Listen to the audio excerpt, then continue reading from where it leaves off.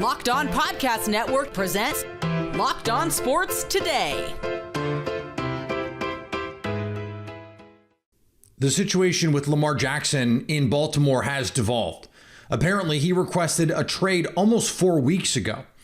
Is there actually a deal that works for the Ravens? Plus, the Final Four is set in the NCAA Women's Tournament, and the Sacramento Kings are on the brink of breaking the drought. I'm Peter Bukowski, starting your day with the can't-miss stories and biggest debates in sports. You're Locked On Sports Today. Searching all major sports. Found. Let's start with the biggest story. After weeks of speculation about the future of Lamar Jackson, he tweeted an update.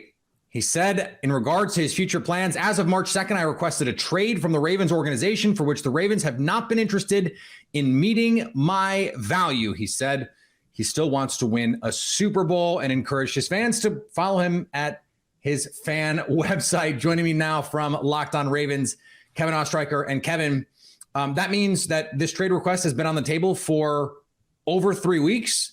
So why is Lamar Jackson still on the Baltimore Ravens?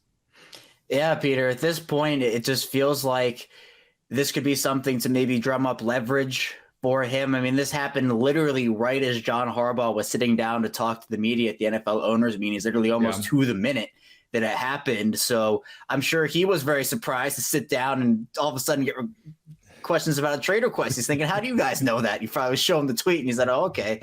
So I think he handled it very well. But for Lamar, this is a situation that, I mean, every twist and turn that you could possibly imagine at this point, it feels like it's happened. And honestly, with this trade request, the vibe seemed off with Lamar and the Ravens, even dating back to the middle of the 2022 season. He gets injured against the Broncos in week 13. And the whole narrative from the Ravens organization was, oh, yeah, he'll be back this season. John Harbaugh saying that, but we never saw him again after week 13. And obviously, Lamar is very entrenched in his stance of what he believes he's worth. And then the tweets, Peter, it almost seems like this is not a Baltimore thing, as John Harbaugh alluded to during his press conference. It's a money thing for Lamar. But it seems like there's no middle ground between the Ravens and Lamar. It seems like Lamar's only on the fully guaranteed deal side. The Ravens are only on, we're going to offer you this, and that's that. Feels like it could be handled better by both sides. But why Lamar still on the Ravens at this point is because it feels like interest throughout the league hasn't been, I think, what Lamar would have anticipated at this point. It feels like non-exclusive franchise tag. Obviously, that happened after the trade request. So maybe this was a situation where the Ravens said, go out there, test your market, not for an offer sheet, but for a trade. See if there's a team out there. Because the saying, Peter, is, it takes two to tango. At this point, it takes three. If you're in this situation, it takes the Ravens, it takes Lamar, and it takes another team. All three of those sides have to be on the same page. So at this point, we see reports from people like Stephen Holder that, Lamar's contract demands are not a starting point for teams right now. He seems fully entrenched in the NFLPA seems to be pushing for that. It's just a situation right now that feels very, very uneasy for all parties involved, and one that could linger still for a while. John Harbaugh said he expects Lamar Jackson to be the quarterback of the Baltimore Ravens in 2023. What do you think the chances are that this gets resolved? And if so, when? If you have any guess as to how, let's hear it. I wish I had something for you. I mean, at this point, look into that crystal ball, Kevin. Come on. I know. I'm trying. So I have the magic. I'll just shake the magic 8 ball, see what happens, and that'll be that. But to me, Peter, it feels like the worst case, unclear, I think, is what the magic 8 ball would say. I know. And I think what it would say is the worst case scenario for the Ravens is if this lingers beyond the draft. Because at this point, if you're going to trade him to a team like the Colts, or you're going to trade him to a team like the Texans, let's say, that's a team. The Texans have the 2nd overall pick. The Colts have the 4th overall pick. You trade Lamar after that, Lamar's going to make any of those teams better. He's a franchise quarterback, whether it's for Baltimore or somebody else. In that case, you're getting a 2024 mid-20s, high 20s pick, a 2025 mid-20s, high 20s pick.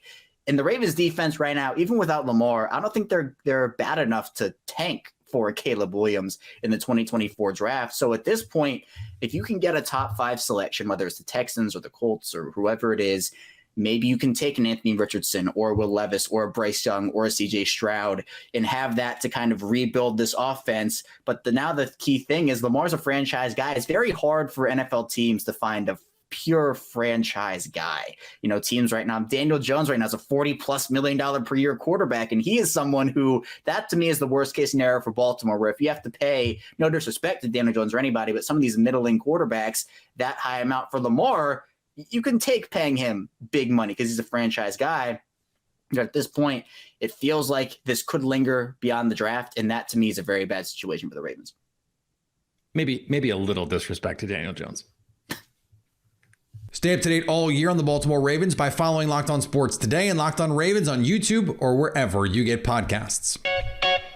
Thanks for making Locked On Sports Today your first listen. Coming up, the Final Four is set in the women's NCAA tournament.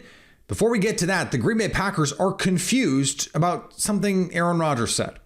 The tournament is heating up, and there's no better place to get in on the action than FanDuel, America's #1 sports book. That's because right now, FanDuel is giving new customers a no-sweat first bet up to $1,000. That's up to $1,000 back in bonus bets if your first bet doesn't win. Just go to FanDuel.com/lockedon to sign up today to claim your no-sweat first bet. Then you can wager on everything from the money line to point spreads to which team will be cutting down the net.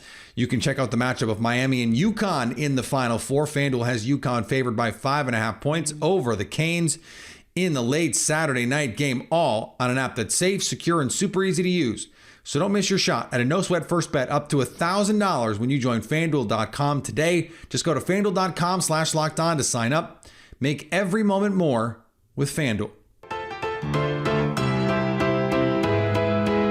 The Green Bay Packers attempted to talk with Aaron Rodgers this offseason, but were not able to reach him. General Manager Brian Gutekunst said Monday at the NFL's annual league meetings that he tried unsuccessfully to reach Rodgers many times since their final meeting in January, shortly after last season. The Green Bay Packers quarterback said on Pat McAfee that the Packers were not direct with him about their plans for him on the roster. And I think I was really looking forward to the conversations with Aaron to see how he fit into that. Those never transpired. So, there came a time where we kind of had to make some, decisions. So we went through his representatives to try to kind of talk to him where we were going with our team. And at that point, they informed us they would like to be traded to the Jets. On the NBA hardwood, the Knicks dispatched with the Rockets easily. The New York Knicks end their 3-game losing streak in emphatic fashion, a 137-115 victory over the Houston Rockets. I'm Gavin Shaw, the Locked On Knicks podcast. Emmanuel quickly drops a career-high 40 points along with 9 assists. He was cooking from the get-go, had 16 points midway through the second quarter, was bombing threes, and when the Rockets finally got the memo and started to close out on him, he made a bunch of tough runners, using the glass really well, and just generally tortured a young Houston team and showed why he's probably going to win 6th Man of the Year this season, even if it was as a starter. Julius Randle was also cooking early and often in a make-good game for him. And I was really impressed with RJ Barrett consistently making the right play over and over and over again. Isaiah Hartenstein dropped some backdoor dimes. This was nearly a perfect performance from the Knicks in the second half after a rough first half. The Dallas Mavericks followed up a disappointing weekend with a blowout win over the Indiana Pacers. You hear that? That's the sound of a pulse. The Dallas Mavericks live. Nick Angster from the Locked On Mavericks podcast here. The Dallas Mavericks start showing signs of life against a very underhanded, undermanned Pacers team. But Luka Doncic, Kyrie Irving come out in this game and show some life, show some self-respect, show that, all right, maybe we're not done with this season. Maybe it's not completely over yet. We still got some fight left in us, I guess. They were locked in defensively, played some good defense, won the 3-point battle, which is what they needed to win pretty much any game. And you got some great ball movement, great contributions from Jaden Hardy. Jaden Hardy off the bench. We've talked about Hardy a lot this season, and now he's coming into his own. 20 points off the bench, 4 assists, and he caught an incredible pass from Luka Doncic in the corner. The highlights are everywhere. Hardy hit the 3. Great to see the rookie get involved. The Bucks handled the Pistons. It took until the fourth quarter, but Milwaukee picked up a really important win on the road in Detroit to improve to 54-21 on the season. My name's Kane Pittman. I'm the host of the Locked On Bucks podcast. If anything, this was another point and hat tip towards the Bucks' depth that they have on this roster. No Giannis or no Drew Holiday in the lineup tonight, but they still had 4 players reached 20-plus points on the night. Javon Carter was huge. Hit 6 threes and just a couple of massive shots when the Pistons just would not go away in the fourth quarter. And then ultimately, the Bucks closer, Chris Middleton, took over. They have taken it very, very slow with Chris Middleton on his return from a knee injury and wrist injury that he had in the offseason. And it looks like it is slowly starting to pay dividends. He had 34 points. That's a season high tonight. You can add in 8 rebounds and 5 assists there in 33 minutes. So the minute total is in a nice spot. The efficiency continues to come along. And Chris Middleton closed out games as we've seen him do many times over the years. Check out the Locked On Bucks podcast wherever you get your podcasts. And on the ice, the Wild absolutely destroyed the Kraken. Which do you prefer, Matt Goldie or Hat Boldy? Whichever one you choose, it leads to another hat trick and another big win for the Wild. Hey everybody, Seth Topal, host of Locked On Wild, your daily Minnesota Wild podcast, recapping a 5-1 win for the Wild over the Seattle Kraken. The Kraken handled business early on, but found themselves trailing 1-0 after Jake Middleton scores his third goal of the season. Matt Boldy gets things going in the second period as he scores twice, including once on the power play, to make it 3-0 at that point. 50 seconds into the third, he scores his third goal of the game to pick up his second hat trick in the last 6 games. And Ryan Hartman adds a goal after that. Marc-Andre Fleury nearly had a shutout. It all leads to a big Wild win. For more on the Minnesota Wild, make sure you're following Locked On Wild wherever you listen to your podcasts. The women's Final Four is set, and it is going to give us one of the matchups we have been waiting all season to get, with everything on the line. South Carolina takes care of Maryland 86-75 on Monday night. They now will play Caitlin Clark and Iowa with a 36-0 record coming into this game. Joining me now from Locked On Women's Basketball, Isabel Rodriguez. And Isabel, this is really going to be a lot of fun, not only because we get the star power, but we're going to have some great basketball here. What are you looking forward to in this matchup? Yeah, absolutely. I mean, this has been one of the most talked about matchups basically all year, and I think folks have been really waiting for this one. So I'm excited to see exactly what happens. It's going to be one of the most high-powered offenses versus one of the most high-powered defenses in the league. And that's not to say that South Carolina doesn't have a high-powered offense either. They showed that today. I mean, putting up 86 points on Maryland is no easy task. So it's going to be really, battle of two heavyweights on two opposite ends. But South Carolina just has a really intense depth that really showed today. And I think that's going to be the key for me to watch, is whether it shows up again against Iowa and whether Caitlin Clark has it in her to will Iowa to where it needs to go. Yeah, the first person in NCAA tournament history, male or female, to have a 40-point triple-double, Caitlin Clark, over the weekend. 40, 12, and 10 casually. This is just what Caitlin Clark does. What is it going to take for Caitlin Clark and Iowa to topple what has been the most dominant force in women's college basketball this season? Yeah, I mean, Caitlin Clark it's not even just that it was a 42-point triple-double or 41-point. She was responsible for 70 of their 97 points, which is one of the most remarkable stats that I've heard in my life. Yeah. So I think for Iowa, it might be more about taking a step back and trying to vary up their offense a little bit. South Carolina is a really smart defensive team. They're going to try and pick things apart. They're going to try and isolate Caitlin. They're going to try and make sure that she can't facilitate as much as she normally does.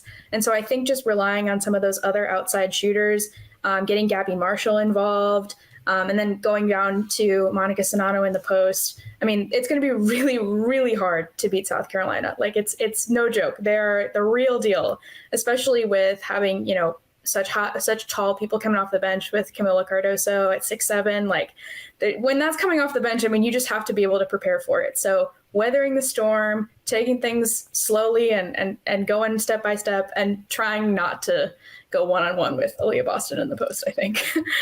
That would probably be a smart plan. I don't want to give short shrift to the other side of the bracket with LSU and Virginia Tech squaring off on that side. Virginia Tech takes care of Ohio State 84-74. This is going to be another fun one, and not just because Kim Mulkey is going to be wearing something that will just be bonkers and be all over Twitter the moment that game starts. But it is worth mentioning here what Kim Mulkey is doing in such a short amount of time at LSU. How surprised are you that this is what we're seeing so soon from this LSU team? Look, I mean, they brought in Angel Reese, who was, one of the most interesting transfers of the year, to put it lightly. And she really put this team on her back. I mean, she's got the double-double record in the SEC for most double-doubles in a single season for a reason. She puts it in every single day. And when you have someone like that leading that kind of a team, combined with Kim Mulkey as a coach, I mean, she's shown time and time again that she can lead teams through the postseason. So I wouldn't say I'm necessarily surprised, especially given how Alexis Morris has played recently. They've done quite well. And I'm excited to see how this matchup with Virginia Tech goes, given that we might have some weird injury situations going on with them. Yeah, put the team on her back, but no pink feathers for the most part. We'll see what they can come up with. It's going to be a fun one for sure. Isabel, thanks for coming on. Of course. Stay up to date all year on women's college basketball by subscribing to Locked On Sports Today and Locked On Women's Basketball on YouTube and wherever you get podcasts. Coming up, the Sacramento Kings are so close to ending one of the longest droughts in sports. The Built March Madness bracket is here. We know you have a favorite bar or puff, and now's your time to make it count. Go to BuiltMarchMadness.com to vote for your favorites. You know I'll be voting for the coconut puff because it's the best. Support your favorite bar or puff with a vote. And when you vote your favorite bar or puff, you'll be entered into a drawing where 50 lucky Locked On listeners will get a free box of Built. Not only that, but one Locked On fan will win a 12-month subscription to Built to have Built's best bars or puffs delivered monthly straight to your door. You got to try Built. The best protein bar ever. Seriously, I came home from vacation and I didn't have any in my cabinet, and I freaked out a little bit because I always want to have them in my cabinet. High in protein, low in sugar, covered in 100% real chocolate, tastes like a candy bar. What's not to like? Run, don't walk to BuiltMarchMadness.com right now to vote for your favorite bar or puff and pick up a box while you're there. You can vote every day in March, so hop in and support your pick. The Sacramento Kings are so close, they can taste it. They are so painfully close to being playoff bound. Locked On Kings host Matt George looks at what it could mean. The Sacramento Kings are basically a lock at this point to win the Pacific Division. They are 5.5 games up of the Los Angeles Clippers, 6 games up of the Phoenix Suns. Like, it's only a matter of time before they clinch the division, which is pretty crazy for this team to go to from the bottom of the division to the top of the division. And again, the Pacific Division is one of the best, if not the best division in basketball. Not that the divisions matter that much, but my question for you is, do you want another banner up there? Do you maybe combine them all into one big banner and just keep putting the years on there? Or is that lame and you want them to take the Pacific Division banners down and only hang a banner if the Kings are Western Conference champions or NBA champions? Hey, there's so much space up here, and the Kings aren't hanging nearly enough stuff at this point in time. I say, hang another banner. Why not? It's a pretty big deal for this team to secure this division and, of course, get back to the playoffs and have the season that they've had. This is one of those things that the players sort of understand, but only the fans truly understand. This is a fan base that for a long time, in the Rick Adelman era, the Mike Bibby and the Chris Webber Kings, this was one of the toughest places in basketball to go play. You did not want to go to play the Kings in Sacramento. And then things got weird, and the ownership got weird. And then maybe it changed hands and got weirder. And there was an unsuccessful bid to move the Kings. It took a coordinated campaign to save the Kings. And now, years later, what seems like a lifetime later, The Kings are not just back, they're back in a big way. One of the most fun teams in basketball, and now the playoffs. The players, it's cool for them. They kind of get it. It's the fans, it's the city, it's the community. They get it, and it's a reminder how impactful sports can be in a community. And finally, a woman is suing Dallas Cowboys owner Jerry Jones for defamation. Alexandra Davis, a congressional aide, sought recognition as Jones's daughter in a lawsuit filed last year that indicated the Dallas Cowboys owner paid her $375,000 and set up two trusts to conceal that Jones was Davis's biological father. The new lawsuit states that in the weeks after Davis's March 2022 filing, Jones and his representative waged a public campaign attacking her character based knowingly on false statements and accusations. This is not an episode of Maury. This is something with an NFL owner, though those things are increasingly difficult to parse. Thanks for making Locked On Sports today your first listen. Now go find your favorite team's Locked On podcast and make them your second listen. Coming up tomorrow, who will land Lamar Jackson? So at least until tomorrow, stay Locked On Sports today.